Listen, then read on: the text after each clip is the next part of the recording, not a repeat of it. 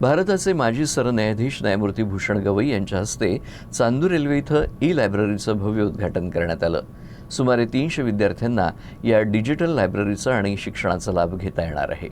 अमरावती जिल्ह्यातील चांदूर रेल्वे नगर परिषदेच्या वतीनं साकारण्यात आलेल्या अत्याधुनिक ई-लायब्ररीचं उद्घाटन भारताचे माजी सरन्यायाधीश न्यायमूर्ती भूषण गवई यांच्या हस्ते पार पडलं। या ई-लायब्ररीला न्यायमूर्ती भूषण गवई यांचं नाव देण्यात आलं आहे। या उपक्रमामुळे ग्रामीण भागातील विद्यार्थ्यांसाठी शिक्षणाची नवी आणि अत्याधुनिक दारं खुली झाली आहे। ग्रामीण विद्यार्थ्यांना घर बसल्या दर्जेदार शिक्षण घेता यावं आणि आधुनिक तंत्रज्ञानाची ओळख व्हावी या उद्देशानं या ई-लायब्ररीची उभारणी करण्यात आली आहे।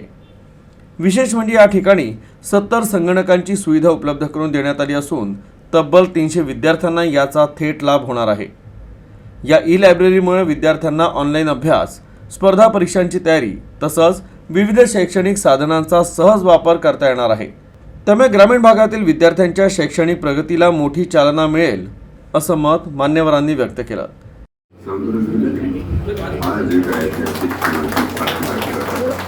आजचा दिवस या विजयाचा सुवर्णाक्षरांनी लिहिला जाणार। सर्व मान्यवरांचे स्वागत आहे। स्वागतम सुस्वागतम। आंदोलन साकारत आहे एक अत्याधुनिक AI आणि प्रेरणादायी क्षण आहे। चला आपण सर्व मिळून या उपक्रमाला या चांदूर नगर परिषदमध्ये एक ऐतिहासिक दिवस होता, कारण की भारताचे सर्वोच्च न्यायव्यवस्थेचे माजी सरन्यायाधीश माननीय न्यायमूर्ती श्री भूषणजी गवई यांचे आगमन आपले चांदूर नगर परिषदमध्ये झालेलं होता आणि त्यांच्या हस्ते चांदूर नगरीमध्ये जी आमची परिकल्पना होती ई-लायब्ररी आणि त्यासोबतच एक वर्क प्लेस जिथे वर्क फ्रॉम होमसाठी वायफाय व्यवस्था आणि अशी त्यांच्यासाठी एक व्यवस्था करण्याची आमची परिकल्पना होती। त्याच्या उद्घाटनपर आज त्यांच्या हस्ते करण्यात आला।